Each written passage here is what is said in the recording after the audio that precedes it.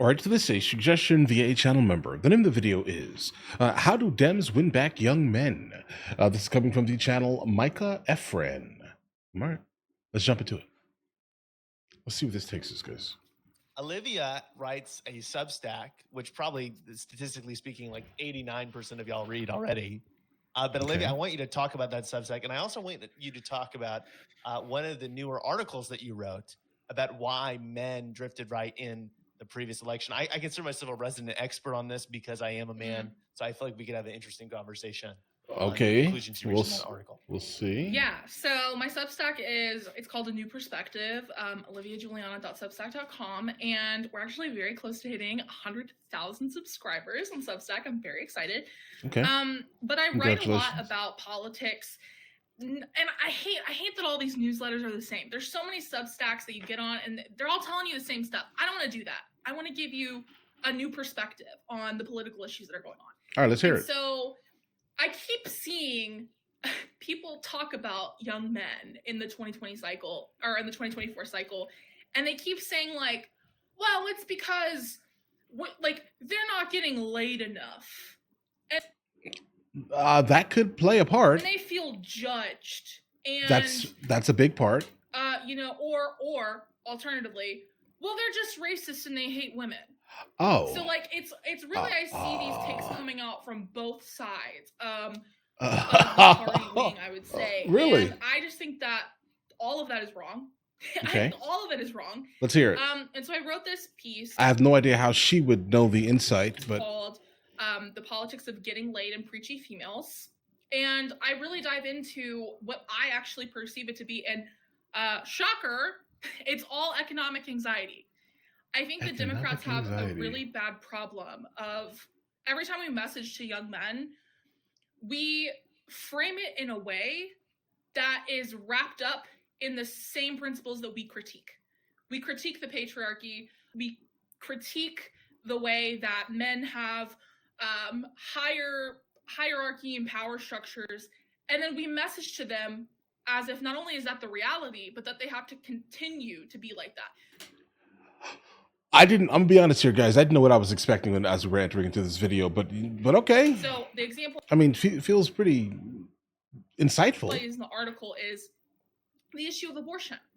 When we message to young men on abortion, or men in general, we do it from the position of, well, real men protect women. And if you care about the women in your life, you should be pro-choice. And that might be true. That is true. But we don't come at it from the approach of this is the reality that young men face about that issue. Because it's entirely possible that a young woman in college gets pregnant unexpectedly, and that could upend her life if she doesn't have access to abortion care.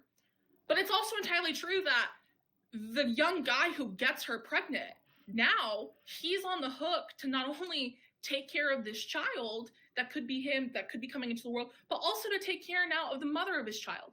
And I think that it would be so much easier if we just understood that the problems we're having with young men shifting to the right, it's not because they don't agree with us on the policy. They do agree with us on the policy. I don't know a single guy that generally does, but also I don't really hang out with I don't know any guys specifically, regardless of like skin tone and class and culture, that are excessively left leaning. So I hear what you're saying. It's just, this is echo chambered. It's because they feel like we don't understand the struggles they're facing, the actual struggles, not the perceived struggles of the masculinity crisis or whatever it is, the actual struggles. Yeah, dismiss and instead, we just kind of want to blame them for all of our problems. Right. I think there's a lot of that I just fully agree with. I mean, we just don't message to men, right? And I was like we don't message in a way that resonates to men. Something that you kind of responded to that I've seen a lot is, well, the reason why Republican messaging resonates with men is because men want bad things, right? It's men want to have sex and own women, right? They want to dominate everybody. And Republicans say, you get to do that. And then Democrats can't say that. So we just lost men, it's over, right? What are you talking about? A lot of times it will be. This is the guy, right? This guy, right? No disrespect here, bro, but this is the guy who's supposed to help bring men back to the Democrat Party. This guy right here. Men that are liberals who will agree with that shit. I'm like, dude, what are you what is going on? like there's a lot of men that don't think that way, obviously, and it's just such a negative view to take on like half of the human race.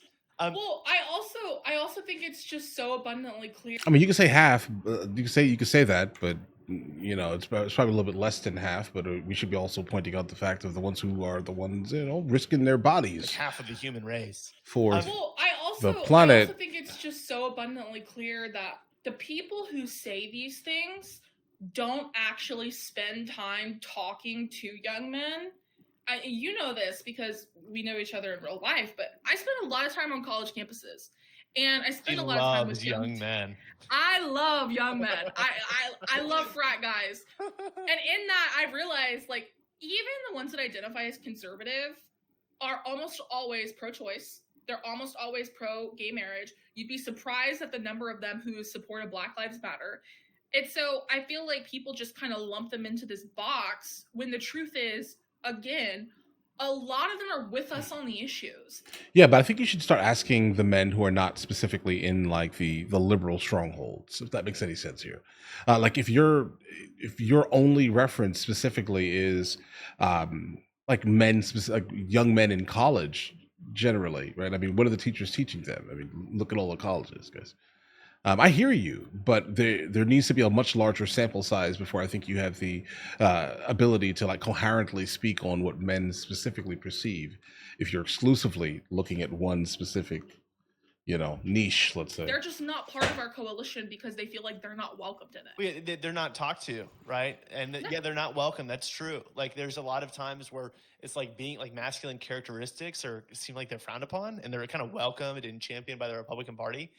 Yeah, it's true. It's true. Absolutely. Like unbridled masculinity is absolutely welcomed versus the left, where men like this man here is pretty much perceived as, the pinnacle of masculinity, when it's just like, excuse me. And like masculine characteristics are not characteristics that are intrinsically bad, right? And I think that some Democrats have presented it that way. Now, obviously not most Democrats, but it's like this perception most that a lot of Democrats guys have had. Most in terms Democrats. Of issues like good messaging is messaging that resonates with people's actual anxieties and lived experience, right? And so, yeah, like the Whatever podcast can resonate with men that are like incels or like struggling with women, right? Wow. Because a girl was mean to them or whatever, and they're able to project upon like those women which come on and like look really dumb. They're able to say like, yeah, all women are like this. I feel better about myself. But there's all these other things that resonate probably more, which is like, man, shit's expensive, right? Man, I don't feel supported, right? Like, I don't feel like there's anywhere for me to go. Okay, bro. If something bad happens to me, no one's there to support me. Hey guys, I'm gonna go ahead and give this about 5 more minutes. I think that a lot of men deal with, because men are a lot of times kind of put in the box of supporting other people, so no one's there to support themselves.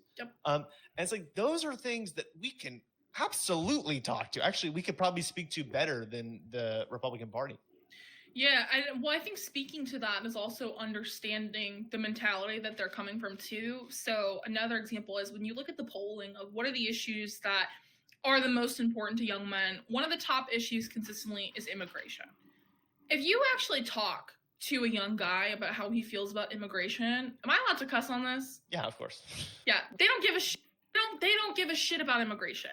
It's this idea of scarcity and competition of, if you're a young man in America, you are expected to go to college or go to a trade school, get a certification, get a degree. Then you're expected to get a high-paying job. And then once you get your high-paying job, you're expected to find your wife and to buy a house and to have kids and to do all of these things. And if you don't do that, then you're a failure, because you are the man and you are the provider. And if you can't provide, then you're not actually a man.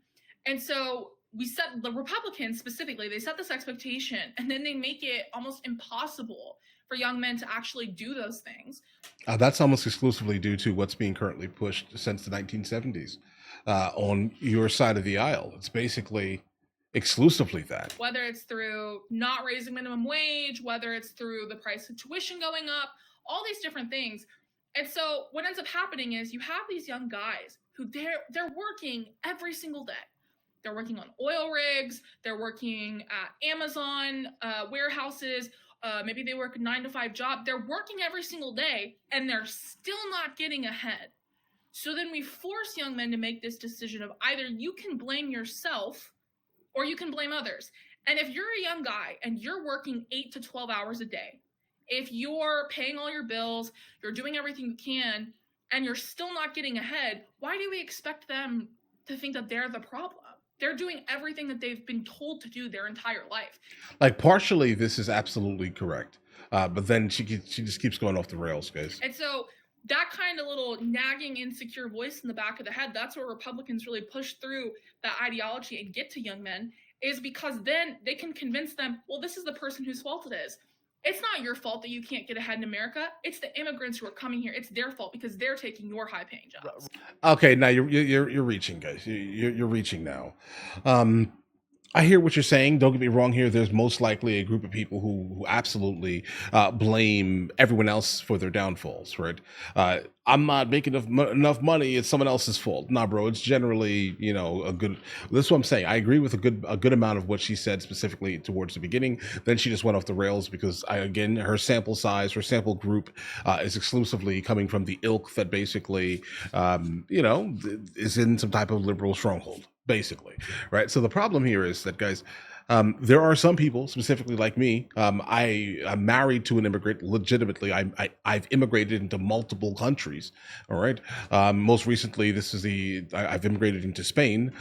Married my wife in Spain. Then we moved back here for about half the year, roughly. Right, and that's just how things work here legally. I'm someone who is pretty much a stickler for attempting to maintain like legality at all times here, guys. Right? Why can we not just be good people, right? Not break into other people's property. It seems like if she says that if this is okay, then she should have no problem with someone trespassing onto her property. Right. And this hits on something that's so true. It's not that people are intrinsically prejudiced against immigrants. I mean, certainly some people are. Yeah, some. Most people of are course. not. The critical mass of Americans that say they care about immigration are not. It's that Republicans have made immigration an economic issue. They made it in everything. I don't care about the economic issue for the most part of the illegal immigration. I care about the fact that we're wasting money at times. Obviously, that's big, right? But I also do not like the fact that people are breaking into our southern border and we have no, a real idea of who they are. Right. I mean, we have a lot of enemies, guys. We've done a lot of crazy things around this planet. We have a lot of enemies. But all right, issue. I mean, they point to immigrants and they say, these are the people that are taking away your livelihood, the safety of your family, et cetera, et cetera, et cetera. And like, that's a lie. It's a vicious lie, but it's a lie that you can perhaps understand. Let me hear that one more time. Taking away your livelihood, the safety of your family, et cetera, et cetera, et cetera. And like, that's a lie. It's a vicious lie, but it's a lie that you can perhaps understand people believing if they have no other explanations offered to them. All right, so I definitely agree on that instance here for a small amount of it. The reality of the situation is that the majority of immigrants, illegal immigrants that have come into this country, they will not commit a secondary offense, right? There's a small minority of the individuals that have, in fact, come in that are and will commit a secondary and tertiary offense. In fact, here, guys, right? That's the reality. But the overwhelming majority are not going to commit another crime. Right. But that's still not my problem here, guys. Not in this instance here. The problem is that still there's a primary incident that happened here. And that primary incident was you trespassed on our southern border and northern border. OK, that's just what happened. Or you overstayed your visa. You get what I'm saying here, guys? I mean, that's my dilemma is exclusively that. Then we can kind of get into the next step of it, which is I don't think that cities should be spending money on these individuals, bro. I don't think so here, guys. We should not be spending money on people who have never paid into the tax code a day of their life, guys. All right? That's just a reality here. And I think there's something else about this that's really insightful. It's men are looking for an explanation about why things kind of suck in their lives, right? And so if you look at a lot of the content that men like watch, well, some of it's, this right-wing content. A lot of it's like self-help stuff, right? Like who's the most into self-help? It's men. And what does the self-help say? It's your mind. It's your thought process. That's the reason why things suck, right? And it's not that people are even always eager to blame someone else. They're just eager to have an explanation, a solution to the suffering they're facing in their lives. I had a really in-depth conversation a few weeks ago with some other content creators where I was talking about the messaging that the Democratic Party uses so often, and we talk about the diversity, equity, inclusion, DEI, and I think where we've kind of fallen into this trap is we have made the party exclusive by trying to make it inclusive. And what I mean by that is every room we walk into, the messaging that we're using is different. Every single one of them. And I think that that's the wrong way to go about it. I think we should have one specific, this is the message we use on this issue. Because people are going to interpret that message however they want to interpret it. That's valid. Everyone has their own form of cultural competency. So, and I think what Trump in particular is they kind of just say the same thing over and over again. And then if they ever change their opinion on it, they just say it with so much confidence that it's hard to convince people that that's not what they meant. So for us, I think it's just... That's also very valid about the right specifically. That is absolutely... I don't see anything wrong in this context here, guys. We should just be saying the same thing about the same issue over and over and over again. And still wouldn't bring men back. Decide what it means through their own cultural lens instead of telling them specifically what we mean every single time. Right. The issue with pandering is it looks like you're pandering. Yeah. You don't seem genuine whenever you're saying something different in two different rooms with different demographics in them. Yeah, so you just admitted that the left consistently panders. Valid. They specifically target minority groups, and they specifically target women. The left basically exclusively is a party of women now. That's it. There's really nothing. I'm still trying to figure out what exactly coming from the left is actually to the benefit and not to the detriment of men. I can't think of one here, guys. Right? What you would like is for a man and a woman to get together, and they have a baby, right? Or a woman gets pregnant with the guy's baby. And what you would like specifically is for the woman to have the ability to basically delete the baby at any time, versus the man having any say in any of these things. So I can't imagine how the majority of men are going to want to hear that specific thing, right? Imagine you want that kid, she doesn't. Right. She has that decision to basically end the life of your seed. Right. Imagine. That's crazy to me personally, right? And then if she decides to keep the baby and you say you do not want the baby, then what happens? You have to then pay for that baby along with her for the next 18 to 21 years. Guys, that's a little, wild. If you are being genuine, but sometimes it's just not, right? Like the Kamala Harris's agenda for black men. I don't think that really went anywhere, because it just seems so kind of contrived. It seems so like... Well, and this is the same thing. It's the same thing that Hillary Clinton did, where you'll have people on the right throw out these claims of well, what are you doing for this group? And we'll have these long-winded explanations with these details and these figures. And then we can go out and talk about it so we're blue in the face. But at that point, the conversation's already moved on, because they didn't actually care about the answer. They cared about how they felt about the answer. Yeah, and so I feel like we just get into these specifics so frequently that, frankly, people just don't care about. Okay, guys, we're going to move on. This conversation is definitely interesting. I definitely hope that more of these type of conversations will consistently continue to happen. I'm sure that there are a good amount of men who have who like the idea of specifically what the left is currently pushing. Nothing wrong with that. Again, if you have the ability to get some type of benefit and it is not to your detriment, I want you to specifically vote for what has the ability to affect you. Never loan out your vote. And I think that's what the left's problem is currently. They're expecting people to loan out their votes. Right? There are a lot of causes that are consistently being pushed by the left that have nothing to do with the average person's household. Nothing. Let's just be real here, guys. Okay. And then there are some specifically, for example, Kamala Harris immediately pushed me out from even thinking about her once I heard the exact tax bracket she was looking to raise taxes on. I paid too much in taxes, guys. All right. I have no interest in paying any more than I already do in taxes. If I could pay less, I would love to pay less. Period. That's how that works here. I run a corporation. I have multiple LLCs, and then also I'm obviously paid through my corporation through W-2 for me personally, right? So just understand here, and I don't want to pay no more taxes, bro. I'm good on taxes. No, thank you. Okay, and that's what immediately shuts down the majority of Democrats when they speak. in my head at least. Unless you have the ability to make it so that you're not going to raise my taxes under any circumstances, but in fact lower them, I'll be satisfied. I'm just gonna be honest here because again, I'm very fiscally conservative. Absolutely, I don't like waste. I don't like wasting money on programs that have no value to my family. Not really. I don't like the concept of it. I have no interest in any type of egalitarianism type of speech or conversation. No interest. I'm all meritocracy. Absolutely. If you don't go out and get it, you don't eat, guys. No. Obviously, there are certain circumstances when it comes to people who are just, like the elderly. I have no problem taking care of the elderly, guys. That's just not a thing here. I also have no problem taking care of someone who is just is like severely handicapped. Again, no issue here. It's the ones who are like of working age but choosing not to. They're kind of making the whole system look terrible, guys. Right? Um, so that's something for me personally that affects me. I would definitely say that I'm more socially I'm all over the place when it comes to like social stuff, and that just comes from like living in Europe, living in South Korea, et cetera, and moving around.